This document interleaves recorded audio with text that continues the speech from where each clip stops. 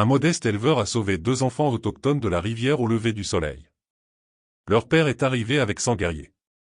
Les enfants dessinaient quelque chose dans la terre. Encore et encore, le même symbole. Boone Carter ne pouvait pas comprendre ce que cela signifiait, mais la façon dont leurs petites mains bougeaient avec une telle urgence lui disait que ce n'était pas seulement un jeu. Il les avait sortis de la rivière déchaînée il y a 12 heures, pendant la pire tempête que l'on ait jamais connue. Ils auraient dû être reconnaissants. Ils auraient dû avoir peur. Au lieu de cela, ils n'arrêtaient pas de regarder vers l'horizon comme s'ils attendaient quelque chose de précis. La fille, peut-être âgée de 8 ans, ne cessait de toucher une petite pochette en cuir autour de son cou. Toutes les quelques minutes, elle l'ouvrait, regardait à l'intérieur, puis la refermait rapidement, comme si elle vérifiait que quelque chose était toujours là, quelque chose d'assez important pour risquer sa vie à le protéger dans cette eau glaciale. Le garçon était différent, plus jeune, peut-être 6 ans. Mais ses yeux renfermaient une connaissance qui donnait la chair de poule à Boone. Les enfants n'étaient pas censés vous regarder comme s'ils connaissaient votre avenir. Comme s'ils avaient déjà vu ce moment. Quand la tempête s'est finalement calmée, Boone a pensé que le pire était passé. Il avait tort. Car alors que les premiers rayons du soleil touchaient sa propriété, il l'a entendu. Un son qui lui a glacé le sang. Le tonnerre rythmé des chevaux. De nombreux chevaux, plus qu'il n'en avait jamais entendu à la fois.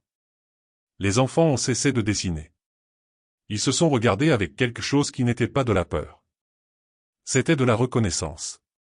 Et c'est là que Boone a réalisé que le symbole qu'il griffonnait dans la terre n'était pas du tout aléatoire. C'était un message, un avertissement. Mais était-il destiné à le protéger ou à le préparer à ce qui allait arriver? Il était sur le point de le découvrir. Boone a attrapé sa carabine au-dessus de la porte. Ses mains tremblaient tandis qu'il vérifiait la chambre. Il ne restait que 3 balles. 3 balles contre ce qui ressemblait à une armée approchant de son petit ranch.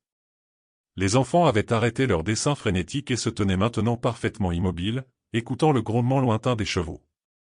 La fille serrait plus fort sa pochette en cuir tandis que le garçon se dirigeait vers la fenêtre et pressait son visage contre la vitre. Ni l'un ni l'autre ne semblait avoir peur. Cela terrifiait Boone plus que les cavaliers qui approchaient. « Éloigne-toi de là », murmura Boone, en retirant le garçon de la fenêtre. Mais ce faisant, il aperçut ce qui arrivait par-delà la crête. Des guerriers, plus qu'il n'en avait jamais vu en un seul endroit. Ils se déplaçaient en formation parfaite à travers la prairie. Leurs chevaux créaient un nuage de poussière qui s'étendait d'un bout à l'autre de l'horizon. En tête chevauchait un homme dont la prestance commandait le respect, même à distance. Grand, le dos droit, portant des plumes qui captaient la lumière du matin. L'esprit de Boone s'emballa. Il vivait sur cette terre depuis 8 ans, depuis la mort de Ruth, et avait entretenu des relations pacifiques avec les tribus voisines.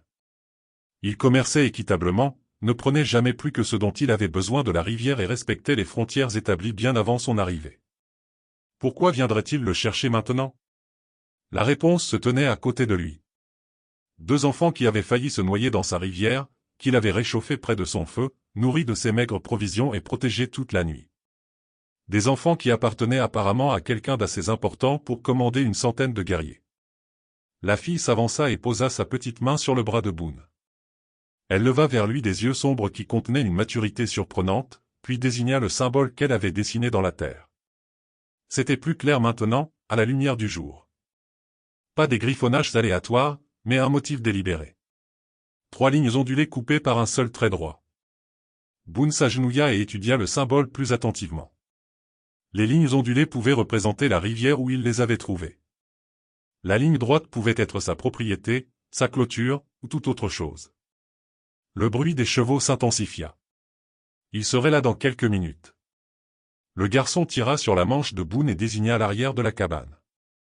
Il fit des gestes avec ses mains, se couvrant les yeux, puis se désignant lui et sa sœur, puis la cave à légumes derrière la maison. Il voulait se cacher, mais cela ferait paraître Boone coupable de quelque chose qu'il n'avait pas fait. Comment pourrait-il expliquer qu'il avait sauvé ses enfants, et non pas enlevé? Comment pourrait-il faire comprendre à son guerrier en colère qu'il essayait d'aider? La fille secoua fermement la tête en voyant Boone envisager la suggestion du garçon. Elle se dirigea vers la porte d'entrée et posa sa paume à plat contre le bois, puis regarda Boone avec une détermination qui appartenait à quelqu'un de beaucoup plus âgé. Elle voulait affronter ce qui arrivait. Les chevaux étaient maintenant assez proches pour que Boone sente la vibration à travers ses bottes. Assez proches pour voir les cavaliers individuellement, leurs armes et les expressions sombres d'hommes préparés au combat. Et à leur tête se trouvait le chef guerrier dont Boone avait tiré les enfants de la rivière. Un homme qui n'avait aucun moyen de savoir si l'étranger dans la cabane était leur sauveur ou leur ravisseur. Le chef guerrier leva la main et 100 chevaux s'arrêtèrent comme un seul homme. Le silence qui suivit fut plus terrifiant que leur approche tonitruante. Boone sortit sur son porche, la carabine tenue basse mais visible. Il avait fait son choix. Les affronter de front plutôt que de se terrer à l'intérieur comme un coupable. Les enfants l'entouraient, la fille à sa droite, le garçon à sa gauche. Leur présence à ses côtés semblait à la fois une protection et une condamnation. Le chef descendit de cheval avec une grâce fluide. Il était plus jeune que Boone ne s'y attendait, peut-être 35 ans, avec des cicatrices sur les bras qui témoignaient de nombreuses batailles gagnées. Ses yeux balayèrent la cabane, le corral, le petit potager que Ruth avait planté des années auparavant, absorbant chaque détail de la vie modeste de Boone. Lorsque ses yeux sombres se posèrent enfin sur Boone, l'éleveur sentit le poids du jugement. C'était un homme habitué à être obéi, craint, respecté. Un homme qui pouvait mettre fin à la vie de Boone d'un seul geste adressé à ses guerriers. Mais lorsque le regard du chef trouva les enfants, tout changea. Son expression sévère se fendit. Le soulagement inonda ses traits si complètement que, pendant un instant, il ressembla à n'importe quel père qui aurait retrouvé ses enfants perdus sains et saufs. La fille se détacha de Boone et courut vers lui, criant des mots que Boone ne pouvait pas comprendre, mais dont le sens était sans équivoque. « Papa !» Le chef posa un genou à terre et serra ses 2 enfants dans ses bras, le visage enfoui dans leurs cheveux. Boone l'entendit murmurer des mots dans leur langue maternelle, des mots doux et désespérés qui n'avaient pas besoin de traduction. Plusieurs guerriers derrière lui relâchèrent leur prise sur leurs armes, mais la réunion fut brève. Le chef se releva, son expression se durcissant à nouveau en étudiant Boone. Il parla dans un anglais accentué et prudent. « Je suis Kestrel du vent du Nord. Ce sont mes enfants. Je suis Boone Carter. Je les ai sortis de la rivière hier pendant la tempête. » Les yeux de Kestrel se plissèrent. « Mes enfants ne vont pas près de la rivière seuls. Ils connaissent le danger. » L'insinuation flottait dans l'air comme de la fumée. Si les enfants n'allaient pas à la rivière seuls, quelqu'un avait dû les y emmener. Quelqu'un comme l'éleveur blanc qui vivait le plus près de l'eau. La fille s'avança et commença à parler rapidement à son père dans leur langue, faisant des gestes vers Boone, vers la rivière, vers le ciel. Elle racontait l'histoire, mais Boone ne comprenait pas un mot. Sa vie dépendait de la traduction d'une fillette effrayée de 8 ans. Kestrel écouta attentivement, son expression indéchiffrable. Quand elle eut fini, il s'agenouilla et examina quelque chose dans ses mains, la pochette en cuir qu'elle avait protégée si férocement. Il l'ouvrit avec précaution et en retira ce qui semblait être un petit morceau d'os sculpté. Son visage pâlit en l'étudiant, le retournant dans sa paume. Quoi qu'il y ait vu, cela changea tout dans sa posture, sa respiration, tout son comportement. Le chef se leva lentement et regarda Boone avec de nouveaux yeux. Pas les yeux d'un père reconnaissant, mais quelque chose de beaucoup plus complexe, quelque chose qui fit se hérisser les poils sur la nuque de Boone. « Où exactement avez-vous trouvé mes enfants » demanda Kestrel, sa voix mortellement calme. « À environ 2 miles en aval, coincés dans les rochers près du coude du diable. » La mâchoire de Kestrel se serra. Le coude du diable est une terre sacrée. Personne n'y va sans permission, surtout pas des enfants. L'os sculpté dans sa main semblait pulser d'une signification que Boone ne pouvait pas comprendre. Quelqu'un les y a envoyés, continua Kestrel. Quelqu'un qui voulait qu'ils trouvent ce qu'ils ont trouvé. Kestrel leva l'os sculpté pour que ses guerriers puissent le voir. Plusieurs d'entre eux s'agitèrent nerveusement sur leurs chevaux, et Boone entendit des mots chuchotés entre eux. Quoi que cette pièce signifiait, elle avait du poids parmi ses hommes. « Ceci appartient à mon père, » dit Kestrel, sa voix portant à travers le silence. « Il est mort il y a 3 hivers et a été enterré avec ses biens au coude du diable. Comme le veut notre coutume. » Boone sentit son estomac se nouer. « Vos enfants ont trouvé ça dans une tombe. » « Pas trouvé. » Guidés, les yeux de Kestrel se durcirent. « Quelqu'un leur a dit exactement où creuser. Quelqu'un qui connaissait nos coutumes funéraires, nos lieux sacrés et notre langue. » Les implications frappèrent Boone comme un coup physique. Quelqu'un avait manipulé des enfants pour profaner une tombe, sachant qu'ils seraient pris dans la tempête, sachant qu'ils auraient besoin d'être secourus, sachant exactement qui vivait le plus près de ce tronçon de rivière. « Vous pensez que je les ai envoyés là-bas » demanda Boone, sa voix à peine stable. Non, la réponse le surprit. Vous n'êtes pas assez malin pour un tel plan. Et vos yeux ne mentent pas lorsque vous parlez de les avoir tirés de l'eau. Kestrel s'approcha de Boone, l'os sculpté toujours dans sa paume. Mais quelqu'un veut que je croie que vous êtes responsable. Quelqu'un qui sait que trouver le marqueur de la tombe de mon père entre les mains d'un éleveur blanc exigerait un paiement de sang. La gorge de Boone s'assécha. Un paiement de sang? Notre loi est claire. Dérangez le lieu de repos sacré d'un chef et votre vie est perdue. Les guerriers de Kestrel murmurèrent leur accord derrière lui. C'est pourquoi quelqu'un a choisi cet os particulier à placer avec mes enfants. Il voulait que je vienne ici avec 100 guerriers pour vous tuer. La fille tira sur la manche de son père et parla d'urgence dans leur langue. Elle désigna les collines au-delà de la propriété de Boone, puis fit des gestes qui ressemblaient à quelqu'un qui observe, qui se cache. L'expression de Kestrel devint sombre. Ayana dit que quelqu'un les a suivis jusqu'à la rivière hier. Un homme à cheval qui est resté caché dans les arbres. Elle pensait qu'il chassait.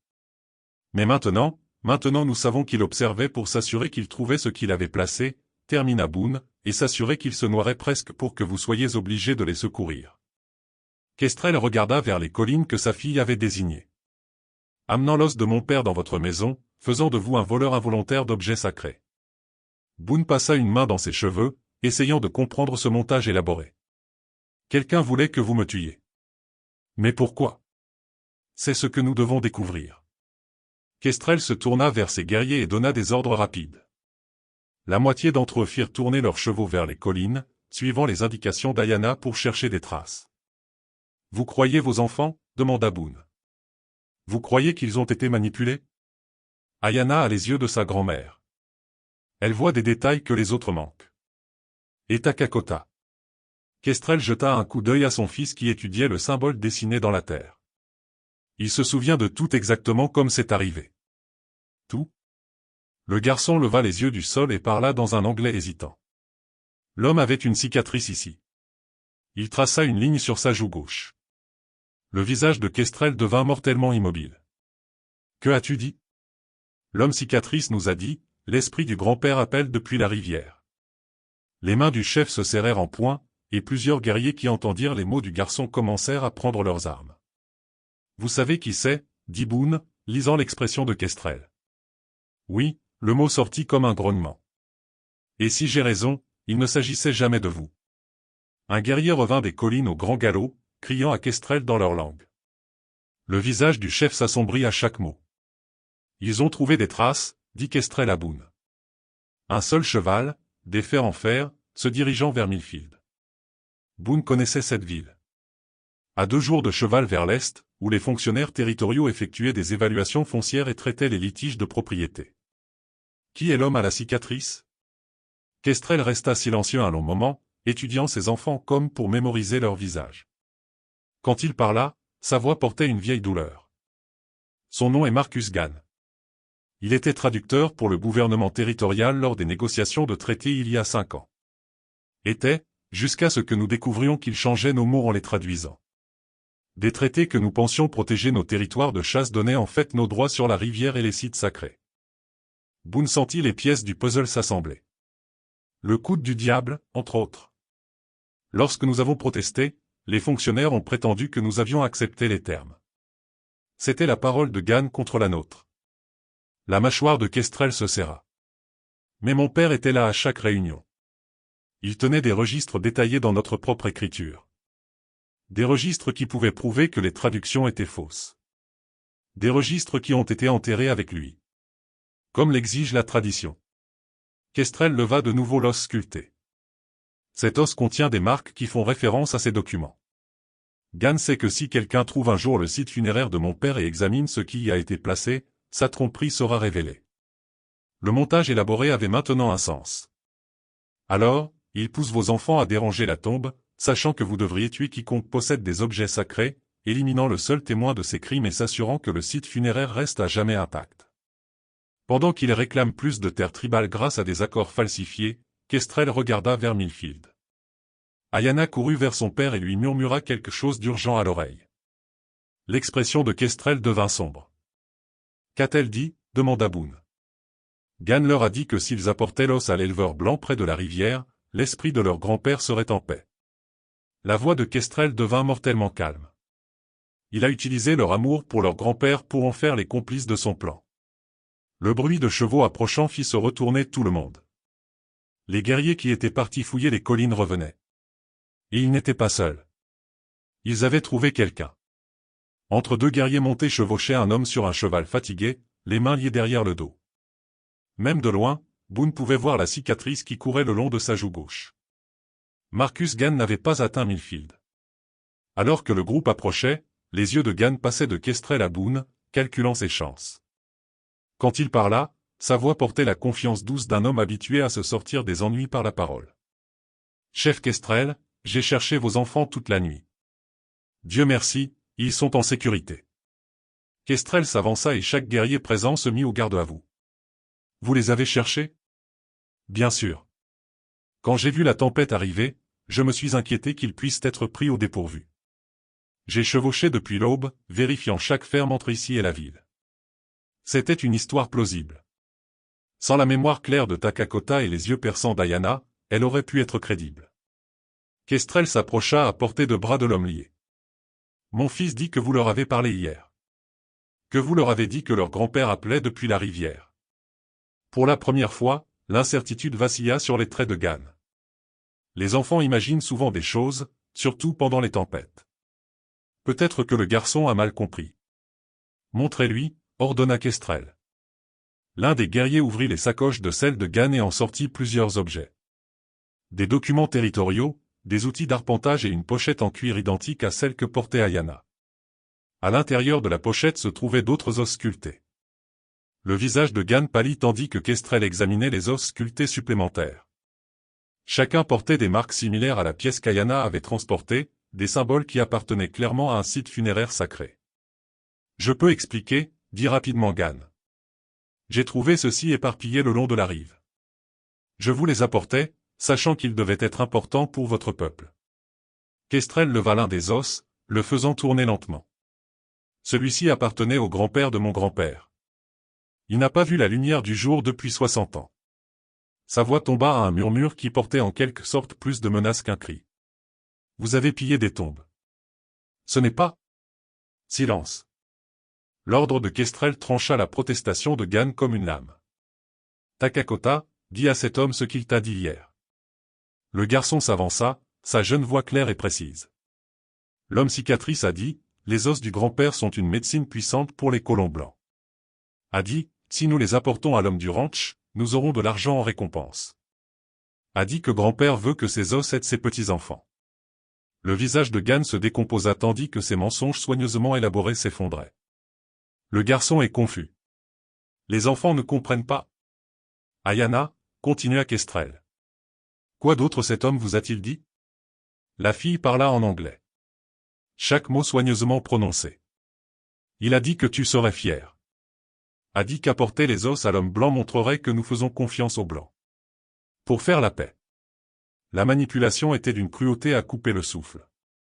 Gann avait utilisé le désir des enfants d'honorer leur grand-père et de rendre leur père fier, transformant leur confiance innocente en outil pour ses propres machinations. Boone s'avança, sa colère l'emportant finalement sur sa prudence. Vous utilisez des enfants pour piller des tombes. Vous leur avez fait croire qu'ils aidaient leur famille alors que vous prévoyiez de me faire tuer pour vos crimes. Vous ne comprenez pas les complexités du droit territorial, répondit Gann, une partie de sa suffisance revenant. Ces artefacts appartiennent au musée, pas à pourrir dans le sol. Je préservais l'histoire. L'histoire de qui? Demanda doucement Kestrel. L'histoire américaine. L'histoire civilisée. Le masque de Gann glissait complètement maintenant. Cette terre sera correctement développée un jour. Ces coutumes funéraires primitives ne peuvent pas éternellement faire obstacle au progrès. Plusieurs guerriers levèrent leurs armes à cette insulte, mais Kestrel leva la main pour les retenir. Vous avez falsifié des traités, dit Boone. Changé des traductions pour voler des terres. J'ai corrigé les traductions, répondit Gann avec défi. Je les ai fait refléter la réalité de l'expansion territoriale. Ce qui allait se passer de toute façon. Et quand le père du chef Kestrel a gardé des registres qui prouvaient votre tromperie, j'ai veillé à ce que ces registres ne refassent jamais surface. Gann regarda directement Kestrel. Votre père était un vieil homme têtu qui ne pouvait pas accepter que son mode de vie touchait à sa fin. Les mots restèrent suspendus dans l'air comme la fumée d'un baril de poudre. Boone vit la main de Kestrel se diriger vers son couteau. Il vit la rage à peine contenue dans chaque ligne de son corps. Mais avant que quiconque puisse agir, l'un des guerriers en périphérie lança un avertissement. D'autres cavaliers approchaient de l'est. Des fonctionnaires territoriaux, à en juger par leurs uniformes et leur allure. L'expression de Gann se mua en quelque chose qui approchait du soulagement. Vous voyez, les autorités compétentes sont là. Cette affaire sera traitée par les voies officielles. Kestrel étudia les fonctionnaires qui approchaient, puis regarda les preuves dans ses mains. Peut-être. Mais d'abord, ces hommes entendront exactement ce que vous avez fait. Ma parole contre celle de sauvage et d'un éleveur misérable, Gann rit durement. Je ne pense pas, mais sa confiance vacilla quand il vit Boone tirer un papier plié de la poche de sa chemise. L'avis d'arpentage territorial qui avait été affiché sur sa clôture la semaine dernière. Un avis portant la signature de Marcus Gann en tant que traducteur officiel. Les fonctionnaires territoriaux arrivèrent dans cette impasse tendue avec la confiance d'hommes habitués à l'autorité. Leur chef, un homme corpulent aux cheveux d'argent et aux insignes territoriaux, examina la scène avec un déplaisir évident. « Je suis le commissaire Walsh », annonça-t-il. « Nous avons reçu des rapports d'un rassemblement armé qui menace la paix territoriale. » Gann se redressa dans ses liens. « Commissaire, Dieu merci, vous êtes là. J'ai été fait prisonnier par ces sauvages. Ils menacent de me tuer pour un malentendu sur des artefacts. » Les yeux de Walsh se déplacèrent entre les 100 guerriers, le traducteur lié et Boone debout avec les enfants. « Monsieur Gann, vous étiez censé déposer vos rapports d'arpentage hier. Comme vous ne vous êtes pas présenté, nous sommes venus vous chercher. Comme vous pouvez le voir, j'ai été retenu contre ma volonté. » Kestrel s'avança, tenant les os sculptés de manière à ce que Walsh puisse les voir. « Commissaire Walsh, cet homme a pillé nos sites funéraires sacrés. Il a manipulé mes enfants pour profaner des tombes. C'est absurde, intervint rapidement Gann. Ces gens essaient manifestement d'interférer avec des affaires territoriales légitimes. Ils sont en colère contre des évaluations foncières légales. Walsh examina les os sculptés avec intérêt. Ceux-ci semblent en effet être des artefacts importants. Monsieur Gann, font-ils partie de vos études archéologiques? Je les ai trouvés éparpillés près de la rivière, répondit Gann doucement. Je les apportais aux autorités compétentes pour catalogage, mais... Boone s'avança avec l'avis d'arpentage. Commissaire, ce document porte la signature de Monsieur Gann. Il autorise une évaluation foncière de ma propriété pour une acquisition territoriale potentielle. Walsh prit le papier et l'étudia attentivement. Oui, cela semble être un ordre. L'arpentage a été effectué hier, continua Boone. Mais selon Monsieur Gann, il cherchait des enfants disparus toute la nuit et a trouvé ces artefacts par accident ce matin. La contradiction flottait dans l'air. Walsh regarda du document à Gann, son expression s'aiguisant. Monsieur Gann, quand exactement avez-vous effectué cet arpentage? Il y a peut-être une confusion sur le calendrier. Il n'y a pas de confusion, dit clairement Ayana. L'homme cicatrice est venu à notre camp il y a 3 jours. Il nous a parlé des os du grand-père. Il a dit, apportez-les à l'homme blanc près de la rivière. L'attention de Walsh se concentra sur la jeune fille. Vous dites que Monsieur Gann a visité votre village il y a 3 jours? Oui, ajouta Takakota. Avant la tempête. Il a raconté un secret sur les os qui apportent la paix. Le visage du commissaire s'assombrit alors qu'il commençait à comprendre les implications. Monsieur Gann, si vous étiez dans le village tribal il y a 3 jours, comment expliquez-vous avoir effectué un arpentage hier qui, selon vous, vous a empêché de chercher ces enfants? Les mensonges soigneusement construits de Gann s'effondraient plus vite qu'ils ne pouvaient les reconstruire. Les enfants se trompent. Le stress d'avoir été perdu a confus leur mémoire. Les 2 enfants, demanda Walsh, sceptique. Avec des faux souvenirs identiques? Commissaire, dit doucement Kestrel, il y a plus que vous devriez savoir sur les activités de Monsieur Gann.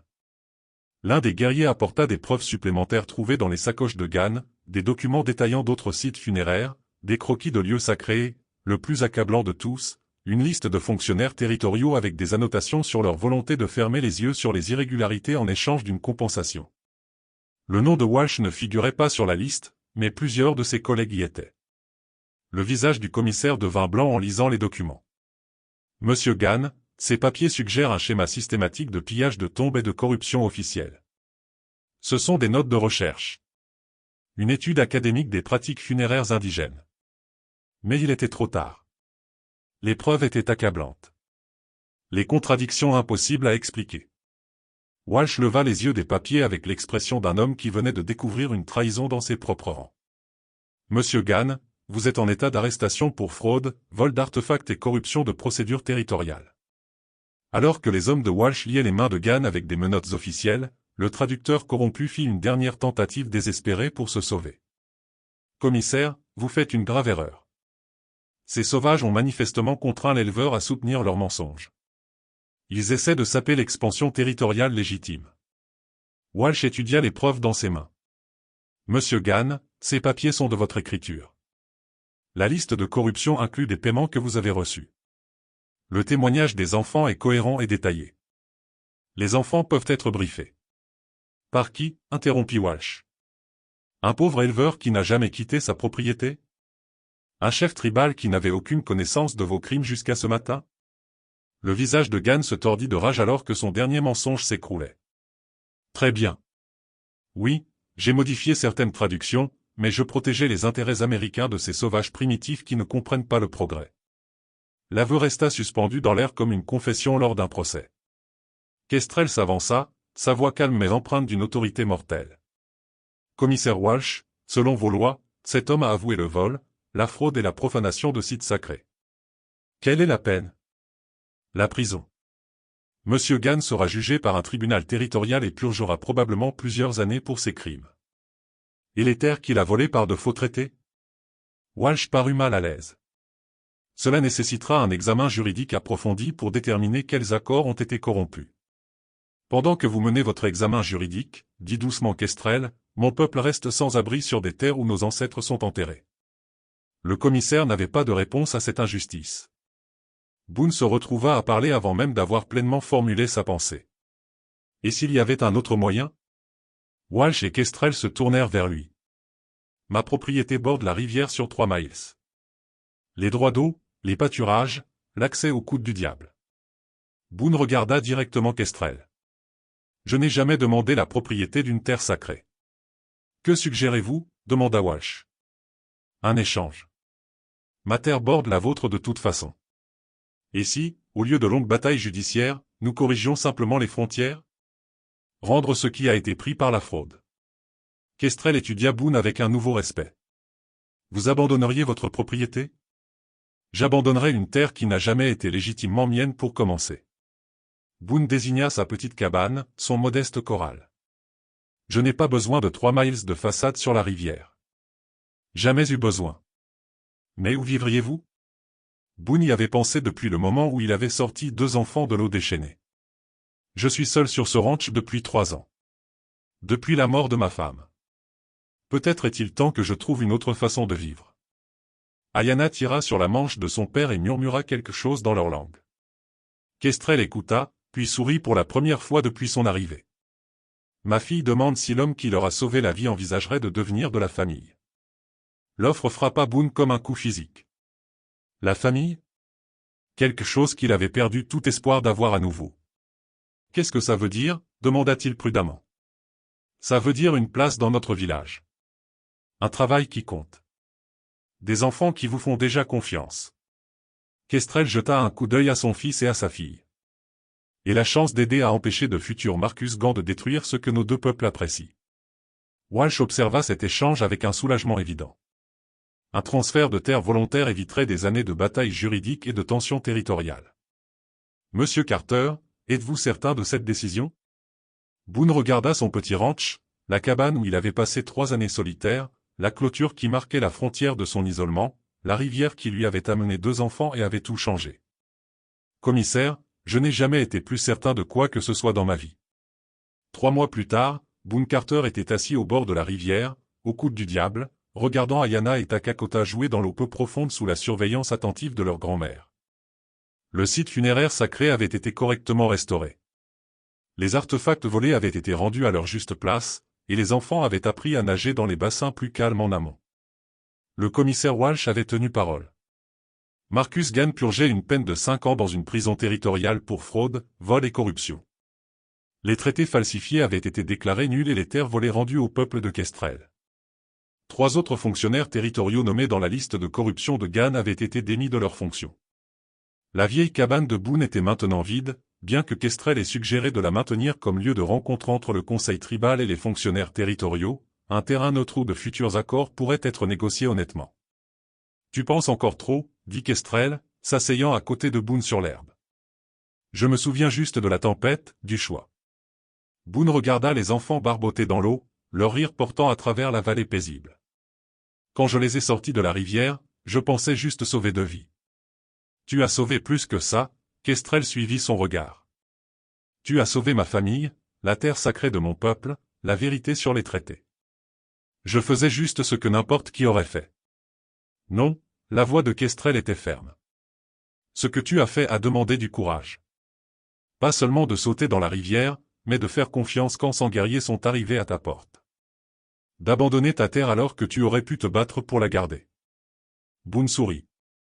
La meilleure décision que j'ai jamais prise. Et c'était le cas. Sa nouvelle vie dans le village lui avait donné un but qu'il n'avait jamais connu auparavant. Il aidait à négocier des accords commerciaux équitables entre la tribu et les colonies territoriales.